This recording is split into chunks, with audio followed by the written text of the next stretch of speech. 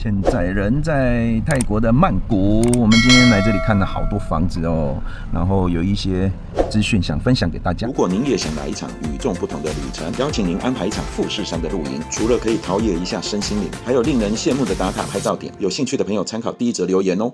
天窗会比较亮啊，也可以哦。这个那档，我的小爱，嘿嘿嘿，他刚刚用非常流利的泰文跟我们司机讲，小爱 ，Hello， 你刚真的讲泰文吗？还是你讲什么我们也听不懂？是真的？你刚跟他讲什么？是啊，司机泰国人，刚讲泰文。那你刚跟他说什么？我刚刚让他帮我开天窗，天窗哦，色比较亮，太阳蛮大。所以你已经会讲泰文，讲得这么流利了。基本上就是跟我的第二语言了，跟英文一样。所以等于说我们来曼谷这边就是要食衣住行，如果不会泰文，是不是很复杂、很麻烦？还好，因为肢体语言都可以。因为我其实来曼谷也好多次了，我觉得泰国可能是他们做这个观光的已经做很久，所以他们都很习惯观光客不会讲泰文。对，这很正常。如果你是去一些不是观光的国家那你可能动作比较慢，或者是你表达不清楚，有些地方的店员会嫌弃对那个表情，你就觉得不敢再问下去。泰国人很友善，泰国人比较友善，这是真的，因为我们如果常去某些国家啦，你可能拿钱拿得比较慢，或者是拿错钱啦，他可能还会给你使眼色嘞。对啊，我昨天台湾是常会白人，就我们这里人比较友善。像我昨天呢去屈臣氏买一个东西，就他跟我说多少钱，因为我们对那个钱不熟悉嘛，我多拿2-3张给他，100块多拿2-3张给他就给他。结果他在那边看的时候，你怎么多给我2张，就是还给我。很多人说什么来东南亚都要塞红包来，没有泰国还没有这种问题，好不好？是不是？还要还你钱？还我钱，还给我，你多拿了，你不干嘛这样子？对，诚实是不是？所以我们就是对泰国或者是不要讲泰国了，对东南亚都有一种特殊的这种错误的印象，就觉得说人家来这里好像是要带去小房间，什么过海关要怎么样啊？什么你要塞红包啊？你到处都会被骗，什么坐个计程车也被骗啊？这我是不知道，但是我们问在地的专家就熟悉了，真的有这么危险吗？我只能说，先说结论泰国是非常非常安全的。那至于刚刚讲到几点，说计程车被骗啊，被关小黑屋啊，这种情况，我举个例好了，就像我们如果是跨年那种时间点，我们去搭计程车，在台湾你一样也是要加价，它只是说它的费率是不同的费率嘛。那在泰国它有一样的情况，像我前2天去那个 Blackpink 演唱会，Blackpink 啊，对，那我出来我搭计程车一样是2倍3倍价格，这个是不管你是泰国人，不管你是外国人，在那个时间段搭车，这就一定会比较贵。你在热门时段，当然是他会利用这种夜间就是加成啊，那种类似这种方式，这个好像都是一样。但是我听到的不是，就是说你去他给你载到郊外，你不付钱他就不放你回来，有这种事吗？计程车上这些计程车，他们本身我们要职业的话，他需要有良民证。良民证。他也不是坏人，他也是不能开计程车的。再来，现在大家都用 Grab 叫车了，他们如果把你载到郊外勒索，这种事情是根本完全不可能发生的。所以带到郊外勒索那还是其次，有的直接载到 KK 园区，真的 gay 啦。这更夸张，这太夸张了。你想想你自己一个人，你要去偷渡，你清醒的要偷渡，你都要塞海关。这边躲长长的，偷渡不是那么简单的事情啊！何况你要被骗进去，这是根本更不可能的。你如果昏倒的情况要过海关，哪有那么容易？是不是？我们知道全部的情况都是他自愿，他在台湾可能是走投无路的人，他可能已经有前科了，他找不到工作了，他想要赚快钱，他自己去那边工作，然后做得不好，业绩不好，然后就跟人家说我是被骗去的，所以他给自己台阶下啦，因为他不能说我是自愿去啊，你说我被骗去的那边突然醒来就要 KK 园区了，不可能啊！对呀，我也是觉得很奇怪，我来这么多次，从来也没有发现过有什么异状。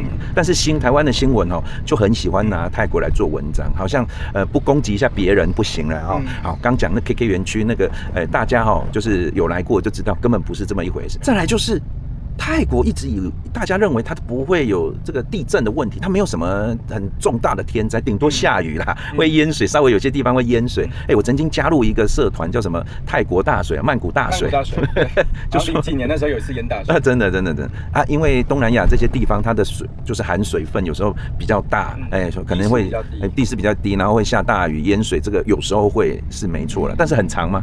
没有很长，没有很长。台南那是水淹的才大。上次东京也整个新三手线整个都停止运作，所以下这种天然灾害其实应该到处都有，偶有的事情，偶有都有。好，但是地震这个事情，应该多数人都没有预料，对不对？没有预期。这的确是100年一震，而且它就是从别的地方根本不在这里，对，从那个缅甸那边传过来。那说真的，泰国经历这一次100年一震哦，你想想看，台湾经历了100年一震，921的时候倒了多少房子？但是泰国经历这一次的100年一震，它是经过了这个考验。我们所有房子经过了结构评估了之后，全部都是安全可以入住的，好像到现在也都修好了。好像就缅甸那边很严重，就是我看那个照片，整条街都倒光，很多人拿那个的，然后来讲泰国曼谷，我的天哪，曼谷明明就这样，明明什么事没对啊，你看哪有什么像那个样子？所以你的意思是说，其实泰国以地震来看的话，地震这个点来看的话，目前看起来还是算相对安全的，没有像网络上讲的，什么泰国会地震啊，不要去泰国啦，怎么这种哦，所以。有影响到买气吗？房子的买气？买气就只有那一周，因为那一周地震完之后，大家不知道情况怎么样嘛。那一周的确是有取消。那新闻一天到晚在报那一栋倒塌的楼。对。全曼谷只有一栋倒而已，就那一栋，然后所有的人都一直重复 repeat 那个画面，所以那一周有影响。后面呢？后面就没有了。后面我们把这些保险、地震的法规也好。然后我们的维修的情况，这些全部东西都抛出来之后呢，大概就有比较成功的去告诉大家说，其实曼谷它是非常安全的。那如果只相信新闻的人，其实也不会来这边了。所以本来就不同群人呐，那些都叫做吃瓜民众。所以地震的这个疑虑啊，现在大概也是已经快要忘记了。好，那最近又发生一件事，战争啊，说什么派了几架 F-16去轰炸人家，进来个泰国人这么凶哦，直接去派 F-16去轰炸人家，你们怎么这样子？实际战争的情况我不是很了解，但是呢，这个两国之间的实力悬殊啊，是真的有一点太大了。所以，而且加上它是在曼谷的边境，大家知道，泰国边境啊，泰国非常大，泰国超级大，不像台湾是一个小岛国。从边境到这边，我们光开车至少要5-6个小时。所以你的意思是说，那跟曼谷也没什么关系？跟曼谷完全没关系。不是说人家会打什么洲际导弹打到这边来，没有，台湾还比较危险。他们只有手搓飞弹而已，没有洲际导弹。因为我也有泰国的朋友，他就在网络上发表他的言论，他就说他们泰国人根本生性爱好和平，对啊，是对面打过来，柬埔寨打过来的，所以他也不知道为什么最后传的好像是泰国开 F-16去打人家，是不是？怎么会这样子哦？所以后来这个战争已经平息了嘛？是啊，目前都是停战。停战了，已经没这个问题。听说川普还出面协调嘞，还好。那最后还有一个，因为曼谷啊，不是曼谷，就泰国，听说整个经济不是说表现得非常好，所以听说房地产也崩盘，现在给啦，100年大崩盘。这个真的是非常好笑首先我们讲一样，先讲结论，结论是根本没有这个事情发生。那会传出来这样就是泰国的一个银行家，他自己的房他买，因为曼谷很大，罗萨库曼谷非常大。那在周边也有很多房子，市中心有很多房子。那他买在了一个周边，像假如台湾，我可能买在可能南投信义的山区，那边的房子肯定会没有那么好卖，没有那么快，那甚至有涨有跌，有可能会跌。那他就是买在一个曼谷的周边地区，他说我的房子卖不掉，那房市不好。最后呢，他这一段话，因为他是一个银行家，他这段话被截出来之后，又在放大，就说曼谷的房市崩盘。等一下，他自己的房子卖不掉，然后说泰国的房子都崩盘了，这是什么？他没有这样说，他只是说他认为说今年房市不是很好，就被解读。对，因为他又是银行家的身份，然后一个转发越转越大，变成100年崩盘，到台湾变成100年崩盘。台湾是讲100年大崩盘，真的是很夸张。那这样子的现实的真实的状况，传归传嘛，但现实的状况是怎么样？你们真的有感受到整个房价崩盘啊，然后买气崩盘，没有人买房子的一个状况吗？我举个例，我们现在几个新案Self Sensory 还有 Life 乌冬树，这2个新案的话。光这2个新案都已经开盘卖完，而且都涨价了啊！一个涨了5%，一个涨了3%。不是说崩盘还涨5%，涨3%，是怎样？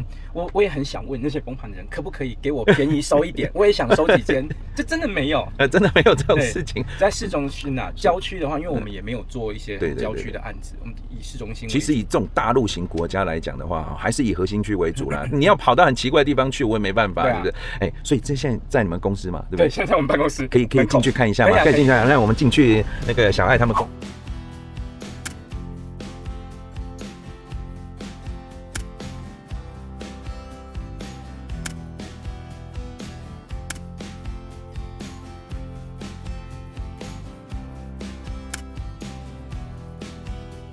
们先来看一下，这是 Rambel 的一个评比哦，它是。现在在小爱的公司，我们稍微来看一下。哇，这里有看一下鞋子上盒，来。哇，老师，现在刚好是万圣节，万圣节，所以你们还有活动是不是？对，布置这样。哇，狗。我们看一下，这是他们公司招牌。哦，员工很多所以大家在这边办公，我们这样会不会很唐突？这边的话，大部分就是我们几个部门有行销啊，跟后勤管理，然后房源管理的部门，设计师，还有设计，有设计师，所以我们房子买了交给你们去做一个室内装潢，这是都没问题的。对，我们有自己的设计师跟工班，设计师跟工班都有，司机打扫啊，所以 housekeeping 也有，对，那就是修缮的部分也有，然后前面还有我们的销售部门，好像泰国人销售部门，所以很多人说泰国的房子卖不掉，是因为他们没有泰国的销售部门。所以就是买了到二手房 second hand 的部分，我卖给泰国人也是有可能卖得掉。会不会我们外国人买的房子特别贵，他们本国人买不会买的？傻子才跟外国人买，他们都买特别贵。所有的大楼啊，一半以上都是要卖给泰国人的。所以泰国人的话，他们一定是买一半以上。那同一栋楼如果是完全一模一样的房间，我们价格是不会有特别大的落差的。就是有家具没家具。所以它的配套不一样。对，刚小爱讲的说有一半要卖给泰国人的原因是这就政府有规定嘛，他们法律规定有一半的房源都一定是本国人要持有，你如果超过那比例是没办法过户的。对，就有问题。所以这边是这个设计的部门，这销售部门啊，各个部门都有。有设计管理还有房源管理跟租客管理、屋主管理。那我上次听那个酸跟我讲说，你们管了好几千套进来给，那我们的数据你们放。我们在这边有很多房子，那你不就要派人每天去巡视这些房子的部分？